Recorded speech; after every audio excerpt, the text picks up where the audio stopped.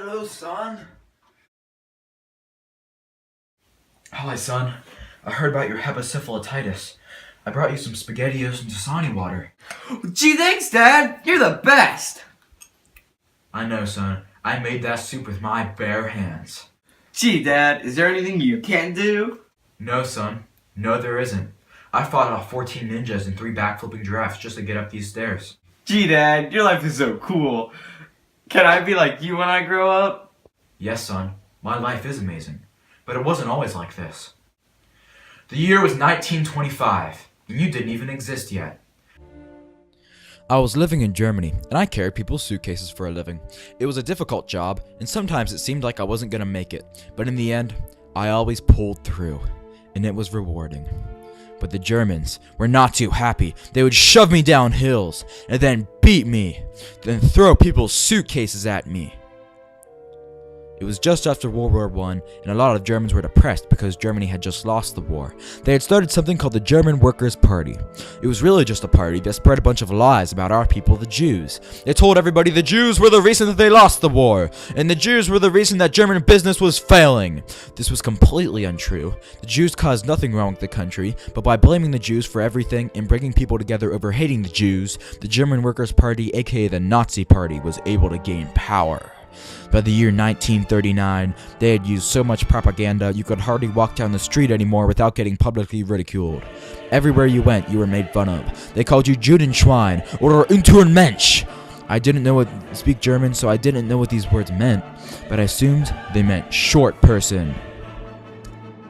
At any moment, they would stone Jews in the streets, and they would leave them there to rot. The worst part was that Germans would laugh about it later. One night, I was sleeping on my couch. I was having this awesome dream about what it would be like if video games were invented, when the Nazis began to pound on my door. I did not hear them, but they pounded even harder, telling me to wake up, that my house is on fire. Eventually, I realized what was happening, and I rolled out of bed to answer the door.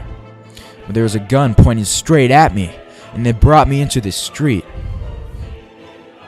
And they threw me on the ground, and they shot a bunch of random people. Oscar, the tie maker. Abram, the hat maker. Itzhak, the drunk. And Joseph, the frat boy. I was one of the lucky ones. After enough people had been killed in the streets, they told us to march. And march. And march. And march. And march. Until finally April came, and we were done marching. And when we were done marching, we were at a concentration camp. The concentration camp was huge. When we got there, the Nazi soldiers told us that work makes you free.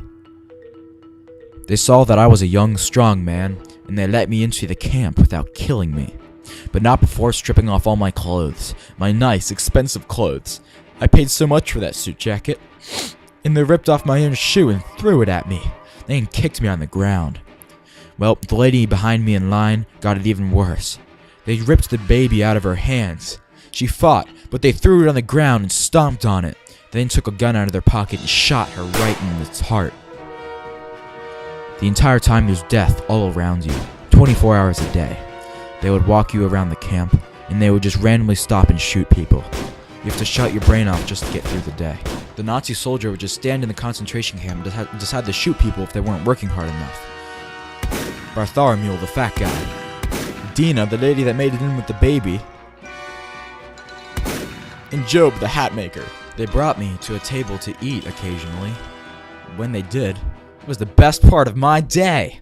They gave me a small bowl to eat out of, if you call it food. They give you rats swimming in a pool of pond water and mushy bananas that seemed alive. Well, they forced me to eat the gross food. It was disgusting. Eventually, they would just take the spoon away from you and take the food and throw it all over me.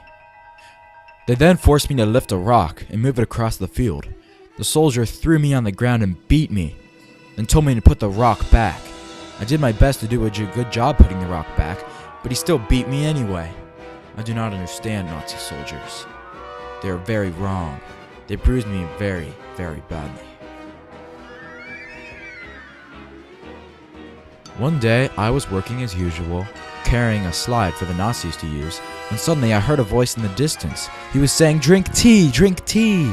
But as I got closer, it became clear he was saying, "You're free, you're free."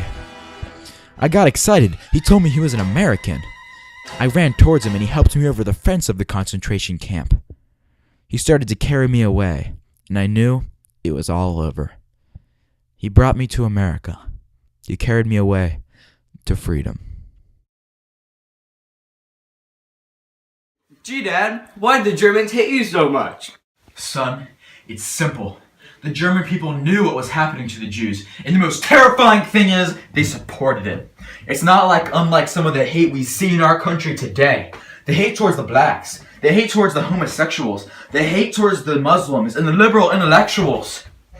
Essentially what happened in Germany was because Adolf Hitler was able to have absolute control over Germany and use propaganda to get everyone to believe what he believed. If they had a more democratic system, the idea of the Holocaust would have been shut down immediately.